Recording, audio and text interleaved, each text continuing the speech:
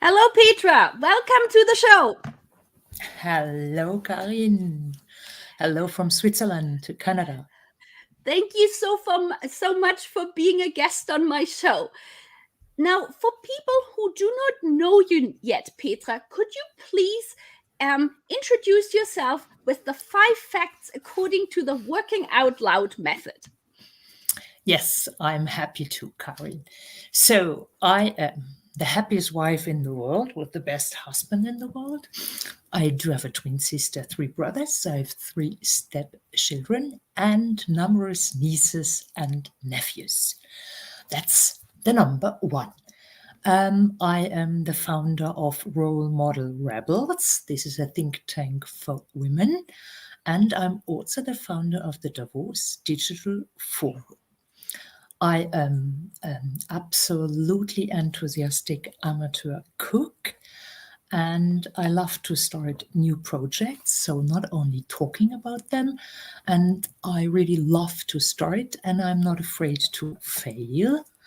And yeah, what I love in life is networking, building and sharing networks, and then of course supporting each other. And I think this is also an important source of my inspiration from other networks. And my link to Canada, Karin, I don't have one. However, I love music, and therefore I consider, this is my link to Canada with music. This is Celine Dion. It is also Joni Mitchell, as you see, and the names. I'm a little bit older than the average is, and of course Leonard Cohen, and with his super song "So Long, Marianne." Thank you so much for introducing yourself. And yes, I'm a big fan of Leonard Cohen as well. Now, Petra, you mentioned you established recently Role Model Rebels, and you said one of the goals for doing this is to create mentorship and networking for women. And that was something you didn't have when you started off as a lawyer. So I'm curious, how did you actually decide to become a lawyer?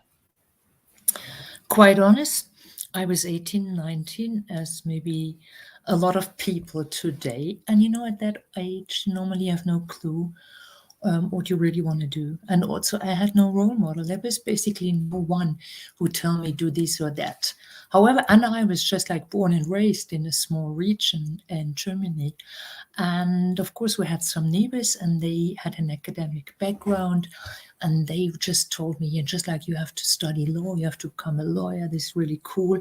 And this is basically how I started studying law, but it was not driven by any, let's say, one of my desires, because I was totally clueless. And so, reflecting back on the way you basically decided this, what would you have liked to have known at that point?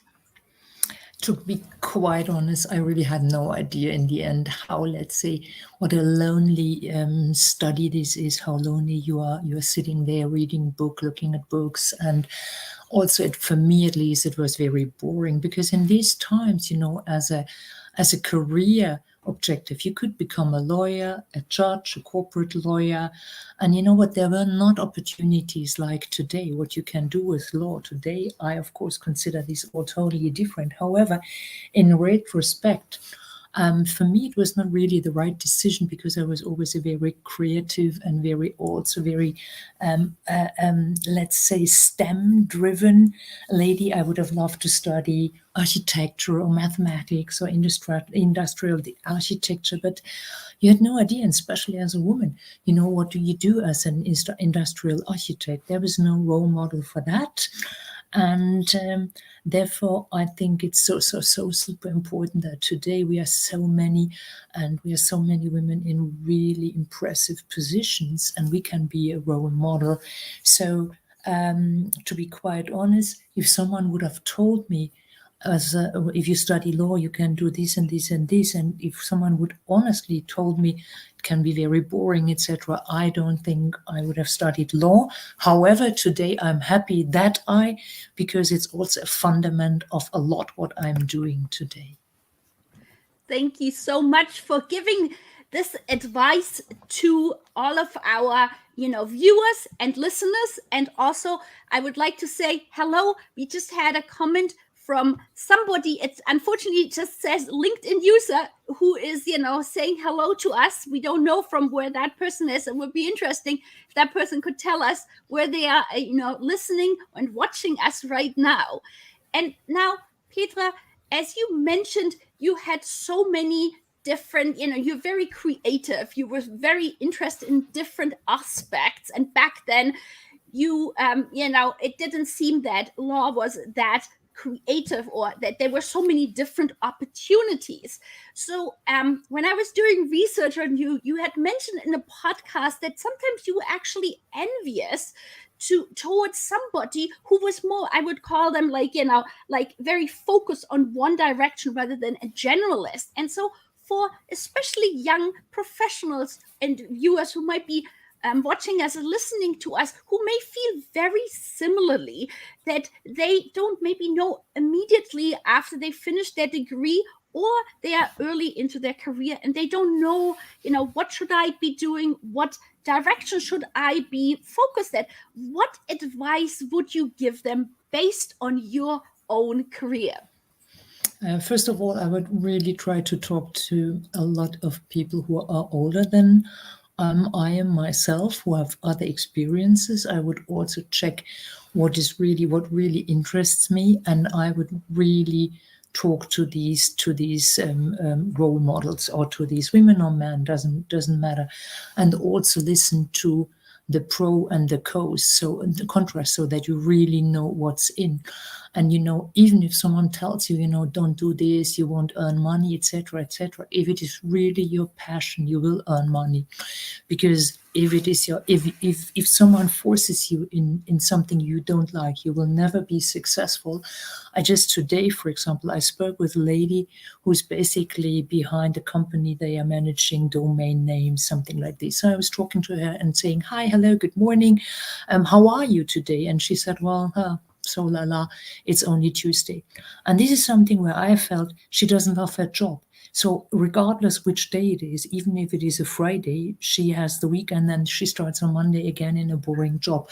So my advice, talk to people who you think they could be a role model for you. Talk to them, ask for their advice, and listen to the pros and the contras. And for yourself, if you want to start your career, you also have to really make a really kind of an exclusion criteria Excel sheet, let's say. You say, this is something I really don't like, and this is something I like. So, and therefore I think this is so super important, because regardless how old you are, you can do this at the age of 6. You don't like salad, but you like, I don't know, fish fingers or whatsoever. So this is a criteria as you can define by yourself, and that is super important. You have to be crystal clear, and of course there is never only beauty in what you do, but you can reduce the amount of stuff you don't like to, and therefore it is necessary in my eyes to start with a criteria list. This is what I like, this is what I don't like, and take it from there. I really like that approach. Yes, because I guess it will never be 100% perfect in the sense that it'll be 100%. There might be some negative aspects Yeah. to it, but if, as you said, if the majority of it is something that you feel really passionate about, and it brings you joy and a sense of purpose, what you're doing, I think that is so Yeah. critical. And now, when I was looking at your career, you have traveled to and worked and lived in so many countries around the world. And I know for people, unfortunately, now during COVID, and who may be thinking or had thought about, living abroad or working abroad, hopefully soon that is going to be more easily possible. But if you reflect on that, what kind of skills do you feel have you learned from living in so many different countries and working with so many different people and communities? I think the most important thing in life is you have to consider it is not that one size fits all. That, I think, is the most important part in life. We are all different, totally different. Already in your own country, people are different. Also, you share common culture. But when you go abroad, you have to be super careful. You have to listen before you talk. You have to look. You have to ask. And for example, when I went, let's say, to Japan, for example, to China, of course, try to inform me by reading information and, books, etc., to get used to the culture. And I think this is very important. So just be aware in another country, it doesn't work the way it works in your country. That is very important. Also, then listen to the people. And then, if you do this, and then I really found it was wonderful. I had big, big projects, and I learned a lot from super young people, from super old people. I learned a lot from people of totally different background, and how their approach on dealing with things was so different than I did know it from, let's say, the German-speaking countries like Germany, Switzerland, where it's all on time, etc., etc. I used to work in China. There was a big, big exhibition I was responsible for to get it done. It was in the National Art Museum of China in Beijing, a big, big one. And of course, a day before, basically, I would say 30% was not ready. It was a kind of a catastrophe.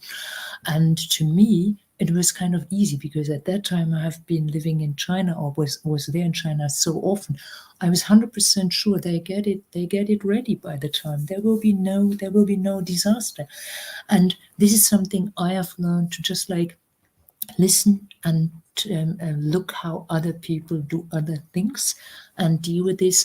And the variety, this makes my life so exciting still today, because I work with so many people. I have so many friends around the globe. And of course, age-wise, I have young people and older people. Okay, you can hardly be even older than I am. However, I have a lot of people, my friends whom I learned a lot from. And today, if I really would like to have some advice from their country, I just pick up the phone, or I send a mail, or we meet at Zoom. So, to sum up, the variety and listen to other people. This is what I learned most from my studies and living abroad. And so, if somebody asks, is there sort of one piece of advice that you wish you would have known before moving or working with your first, foreign country? What would that be? There's just one piece of advice where I would say that applies for every single country. One size doesn't fit all. So just look, and there's all different. And even if you think it's all the same, it is not. And you see this, for example, if you go to the German-speaking countries, although we all speak the same language, it's totally different what you do. And what something that seems to be super normal, let's say in Munich, is totally offensive in Zurich. So, and that is something you have to be aware. And these are the fine tuning in other cultures, and that is something you should always be aware of. And if you don't listen to that, you will never be successful. You will always live in this country, but you will always stay in an expat community. And you see this very, very well, for example, in Zurich, where thousands of people, they are not Swiss, they come from other countries, but they stay in their expat bubble because they don't get to use to the really fine-tuning stuff in these countries. That is so interesting. Thank you so much for sharing this.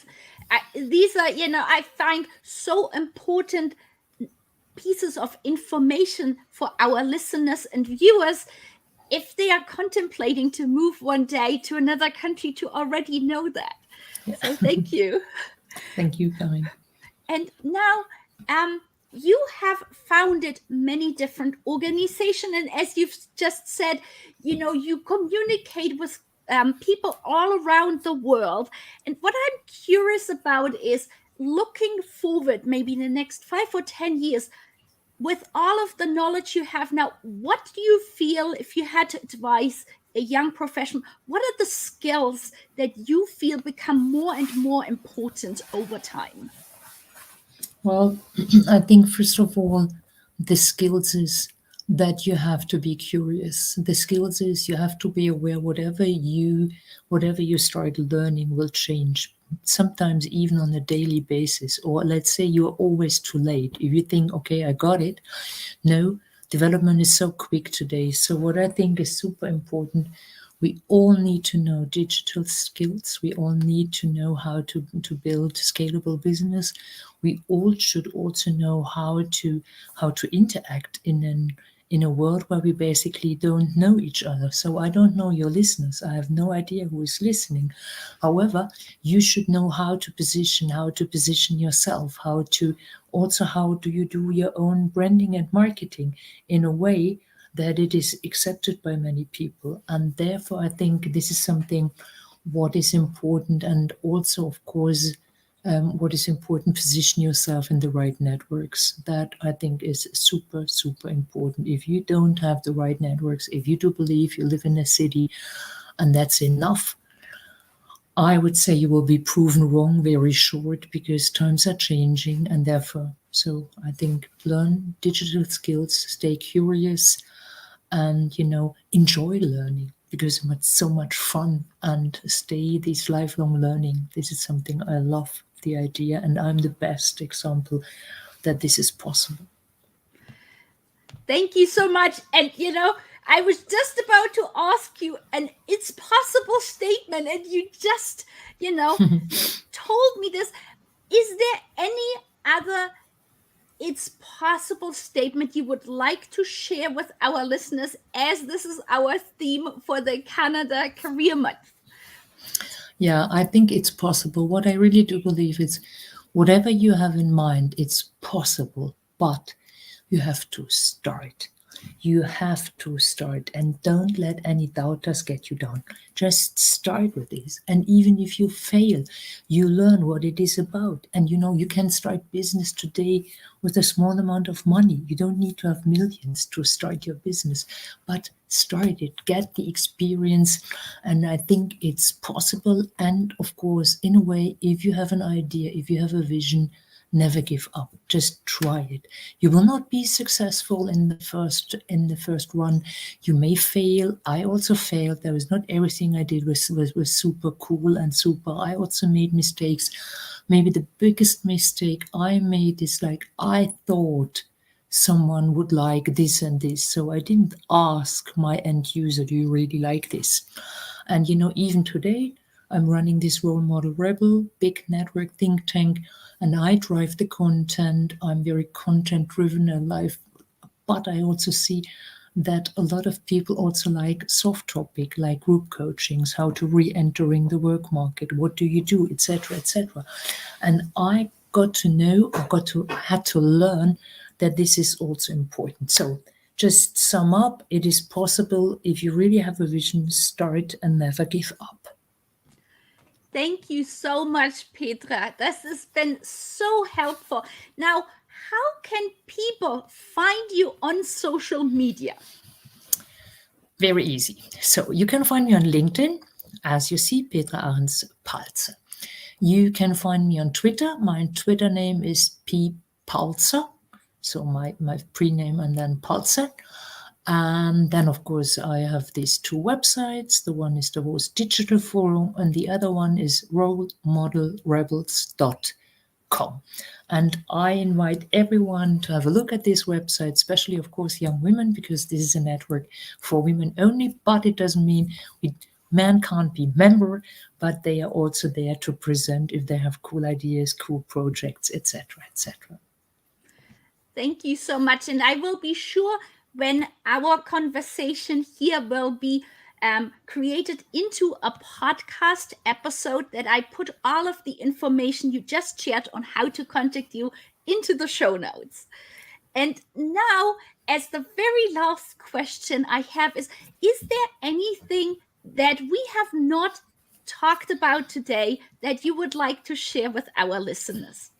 and viewers? No, I think we have touched upon basically everything what is important, and you have prepared the questions super well, Karin. I think we have really addressed everything, and what I think is important, if you as a young student, if you're not sure where do you want to go, just look for advice and don't be shy, ask people, but ask in a very friendly way. And what I think is important, if people are older, doesn't mean that they are conservative, they just have limited time. So if you agree to have a time with someone and it's agreed to be, it is at 2 o'clock, just be on time, because that is something where I personally do believe, at least for me, you can be once not on time, but the second time you won't talk to me any longer. So that is something I would give also as an advice to younger people.